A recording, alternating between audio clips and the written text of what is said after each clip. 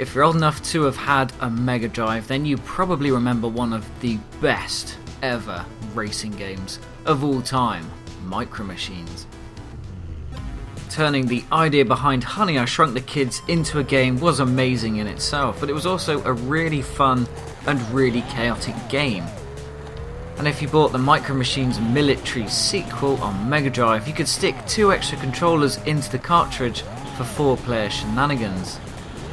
H2 Interactive's Super Pixel Racers picks up where many old-school racing games left off, except here you get 4-player local multiplayer without the mess of controller wires, and online multiplayer for up to 8 people. Now it must be said, Super Pixel Racers really does look the part, which is just another way of saying it's super pixelated and looks really dated.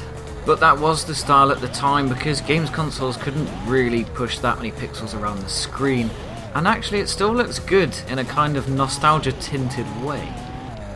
For those who prefer to game alone, there is a career mode. Here you can work your way through C-Class hatchbacks to B-Class road car legends, such as the Subaru Impreza and the Mitsubishi Lancer Evolution, although neither are officially named and there are too few pixels to get too specific, but the standard colour schemes are a big enough hint. There are also A-Class cars, which are the fastest in the game and the most difficult to control. Being a top-down racer, I expected the control method of old where you press right to go left when driving down the screen, but in Super Pixel Racers you point the left joystick in the direction you want to go, and that's it. It's much more reminiscent of iPad games as opposed to classic Mega Drive ones. That's not the only thing the game does differently, because unlike its spiritual predecessors, you can drift Ken Block style. Do so and you fill up a nitrous boost bar, which you can use for a temporary speed boost. It's a simple enough mechanic, but working out when to use your boost and timing it so that you can enter a corner at top speed and avoid hitting an obstacle is more difficult than it sounds, and it's actually rewarding when you get it right. If things are just a little bit too difficult for you, you can upgrade your car. Speed increases your top speed, acceleration helps you accelerate faster, nitro lets your nitrous reserve build up faster, and durability lets you take more of a kicking before you blow up, and then have to wiggle the joystick back and forth to repair, which takes quite a long time.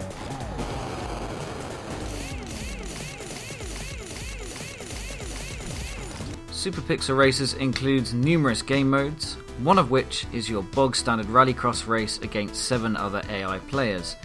There's also time trial, which has you trying to complete a race before a certain time limit. Then there's drift show, which involves skidding about to make up a certain number of points before the time runs out. Takedown, meanwhile, wants you to destroy a certain number of players, and rally needs you to drive through checkpoints until you cover a required distance, and before the time runs out. Land Rush, well, that just requires you to remain in first place for either a certain time or be in first place when the race ends. By adding numerous game types, Super Pixel Racers ends up remaining fresher for a longer period of time, especially when you consider the reasonably slow drip feed of money from winning events, and that you can buy faster cars for quite considerable sums of money. The AI is easy enough to beat in C and B class races. It's actually your own skill that will limit progress beyond that, as the higher speed and agility of the entry-level Lance A-Class machine, which looks strangely like a Lancia Stratos rally car, makes it much harder to master. A combination of the shortish field of view and the fact corners approach that much faster really makes it much more difficult. You actually have to learn the tracks and really master your drifting skills, which is fine if a little bit of a culture shock, because you've had it so easy until this point. Luckily though, you can partake in plus versions of the C and B categories, which gives you more practice and changes the scenery. Reverse circuits at night, for instance, stop familiarity from kicking in too quickly. These plus races also give you time to build up some money to upgrade your A-Class car, or if you save up 6,000 or 12,000 in-game credits, the chance to buy something other than the Lancia, Lance. A special mention should go to the soundtrack, which is of the 16-bit variety and is suitably catchy. Those who miss old gaming music will enjoy the nostalgia, while fans of chiptune will appreciate the effort. Being the third player to play Super Pixel Racers at the time of making this video and writing the review, I can only imagine what the 8-player online stuff is like, but I'd imagine it would be great fun, especially as it appears there is a hunted mode that either has you chasing down other racers or running away. Getting to the final event, that is the Master Cup, is going to take me some time, which helps justify the sub-tenner price tag on PS4 and Xbox One. But beyond that, it's hard to say that much about longevity.